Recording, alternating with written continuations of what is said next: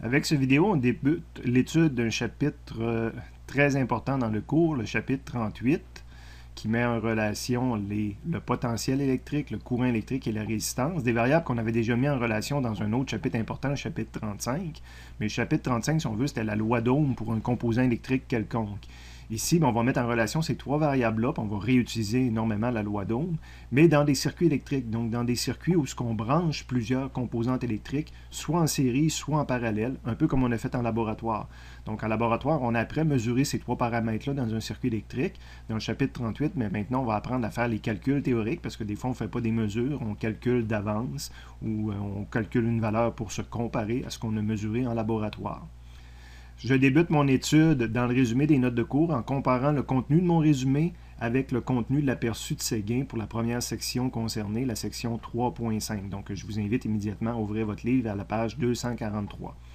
Moi, ce que j'ai fait dans mon résumé en premier, c'est que j'ai ramené les termes importants démêlés dans un circuit électrique. Premier terme, qu'est-ce qu'un circuit électrique? Donc, un parcours fermé conducteur. Habituellement, ce qu'on dit...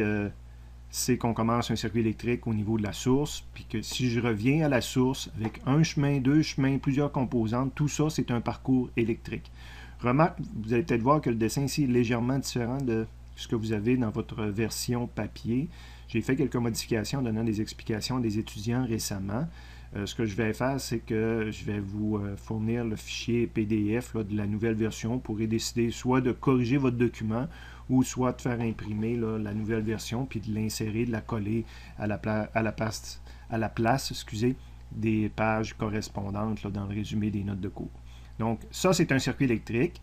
Les nœuds, dans ce circuit électrique-là, il y a deux nœuds, deux endroits où trois fils se rencontrent ou plus. Donc, j'avais un endroit ici, puis j'ai un endroit ici, donc ça, c'est deux nœuds. Les coins ici, ce ne sont pas des nœuds comme tels.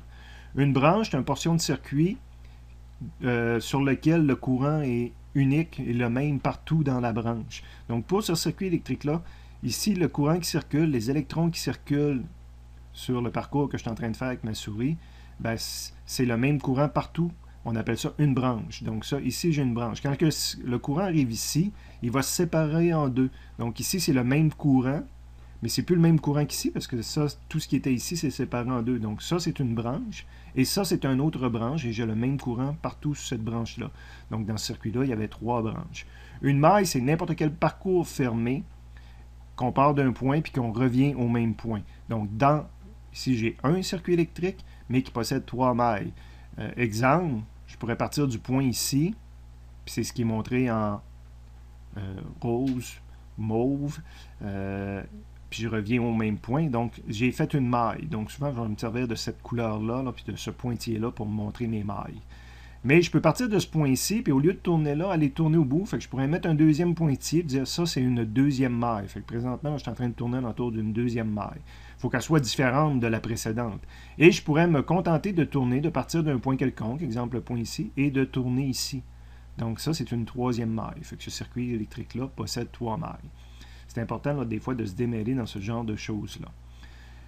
La première section de Séguin 3.5, ce qu'on aborde, c'est la loi des nœuds de Kirchhoff. Donc, quand on étudie un circuit électrique, lorsqu'on étudie un nœud d'un circuit électrique, ben, la somme des courants est égale à 0. Quand on fait la somme algébrique, il y a une convention de sens à respecter.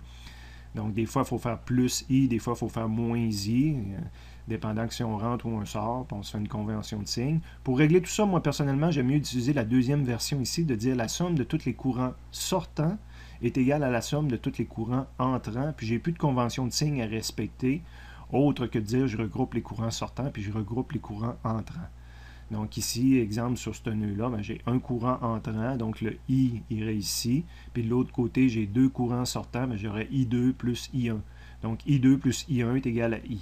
L'application de la loi de Kirchhoff, la loi des nœuds de Kirchhoff. Et il y a également la loi des mailles. Encore une fois, c'est peut-être phrasé un petit peu différemment. Là. Je pense l'avoir amélioré en donnant des explications des étudiants. La loi des mailles, c'est dire, évidemment, c'est sur une maille, que la somme des delta V quand on parcourt une maille est égale à 0. Okay? Puis quand on parcourt une maille, c'est pas nécessairement qu'on suit le courant électrique, c'est rien qu'un parcours d'analyse, si on veut. Donc là, j'avais illustré une maille ici, en rose. Ben, quand je fais le tour, toutes mes gain de potentiel, parce qu'ici, je gagne du potentiel. Puis après ça, ici, je perds du potentiel parce que j'en dépense à travers... Bien, tous les gains et les pertes de potentiel à travers cette maille-là vont me donner une somme égale à 0. Évidemment, je pourrais faire la loi des mailles en tournant sur le petit carré ici. Puis je devrais arriver, si je l'applique correctement, à la somme des delta V est égale à 0. Puis je pourrais le faire sur la maille extérieure complète. Si je tourne en entour comme ça, puis que je fais la somme des delta V sur cette maille-là, c'est égal à 0. Puis je pourrais même tourner dans le sens contraire quand j'étudie une maille. Donc, c'est pour ça que je dis que ce n'est pas lié à la circulation du courant. Okay? Bon, ce que j'ai changé, c'est pour montrer que, et attention, là, on fait une somme algébrique. J'avais dit que pour cette partie-là du cours, souvent les delta V, on les prenait en valeur absolue, que je voulais juste avoir la différence de potentiel, puis que je ne me préoccupais pas si c'était une perte ou un gain de potentiel. Bon, on va voir que quand j'applique ça, oui, je vais calculer c'est quoi le potentiel, mais ma somme, des fois, je vais écrire plus delta V si c'est un gain de potentiel, puis je vais écrire moins delta V, moins ma valeur absolue que j'ai calculée, si c'est une baisse de potentiel. Donc, il faut faire quelques exemples là, pour comprendre, là, pour bien appliquer là, la somme des delta V. Ce qu'on va faire là, dans quelques secondes.